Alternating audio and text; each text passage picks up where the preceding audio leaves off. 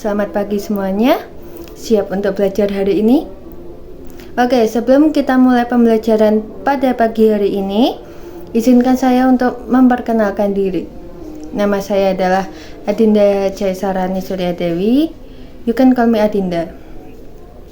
Pada pagi hari ini kita akan belajar tentang sejarah kesusastraan yang ada di Indonesia. Ada yang tahu nggak sastra Indonesia itu apa dan bagaimana sejarah kesusastraan yang ada di Indonesia? Simak baik-baik ya.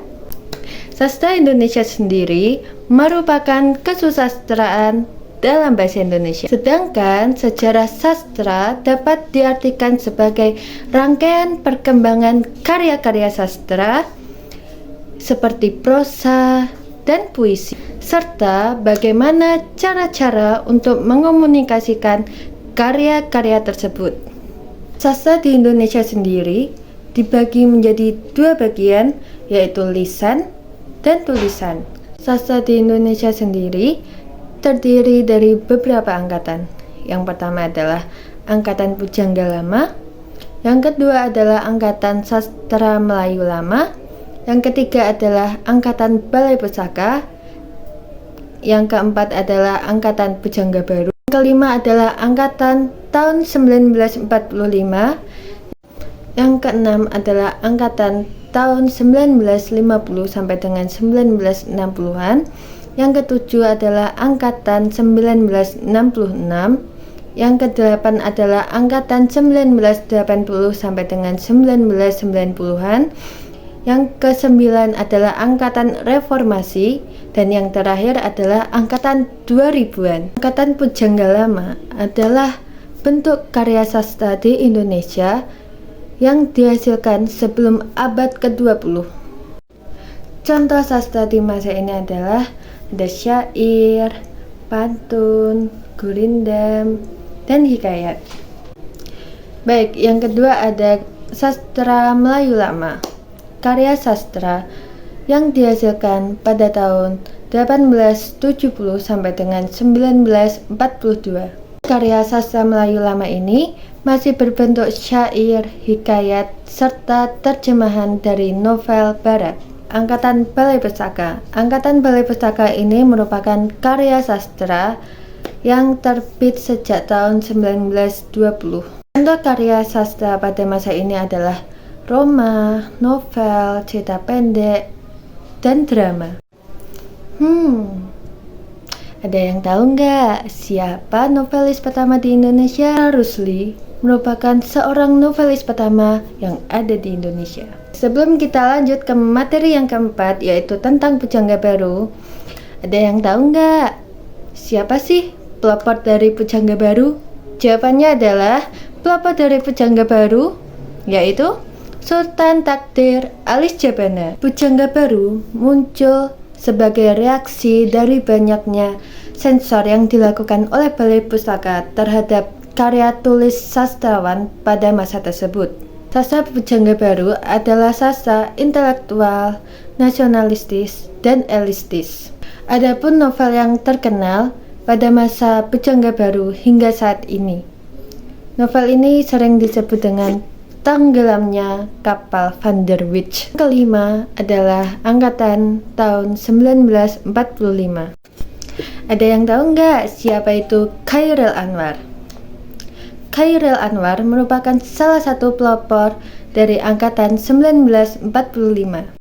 Karya-karya pada angkatan ini banyak sekali menceritakan bagaimana perjuangan mereka untuk merebut kemerdekaan Indonesia. Karya sastra pada angkatan ini dinilai lebih realistik dibandingkan dengan Angkatan Pujangga Baru yang lebih romantik dan idealistis. Materi yang keenam adalah Angkatan tahun 1950 sampai dengan 1960-an. Pada angkatan ini ditandai dengan munculnya gerakan komunis di kalangan sastrawan yang bergabung dalam lembaga kebudayaan rakyat yang berkonsep sastra realisme, dan sosialis. Pada tahun 1960 menyebabkan berhentinya perkembangan sastra karena masuk ke dalam politik praktis. Pada tahun 1965 ditandai dengan pecahnya G30S PKI di Indonesia. Yang ketujuh adalah angkatan 1960-an sampai dengan 1970-an. Angkatan ini ditandai dengan terbitnya Horizon atau majalah sastra yang dipimpin oleh Muchtar Lubis. Karya sastra dalam angkatan ini sangat beragam. Dengan munculnya karya sastra yang beraliran surrealistik, arus kesadaran dan absurd. Sastrawan pada angkatan ini adalah ada Arif Budiman, Budi Dharma, Putu Wijaya, dan Taufik Ismail. Kedelapan ada angkatan tahun 1980 sampai dengan 1990-an.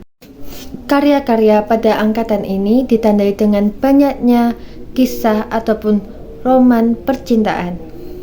Adapun sastrawan wanita yang sangat menonjol pada angkatan ini adalah yaitu Intan Margaret Harjamulya atau biasa dikenal dengan Margati. Yang kesembilan ada angkatan reformasi. Pada angkatan ini ditandai dengan karya-karya sastra seperti puisi, cerpen, ataupun novel yang bertemakan sosial politik ataupun seputar reformasi. Dan yang terakhir adalah angkatan 2000-an. Sastrawan reformasi muncul penulis pendatang baru yang disebut dengan pasca reformasi. Oke, tidak terasa kan waktu berjalan dengan cepat sehingga kita bisa menyelesaikan materi pada pagi hari ini. Sebelumnya saya akan mengucapkan terima kasih kepada teman-teman yang sudah menonton video ini dan saya akan mengucapkan mohon maaf sebesar-besarnya apabila ada salah kata maupun pengucapan dari saya. Wabillahi taufiq wal hidayah. Wassalamualaikum warahmatullahi wabarakatuh.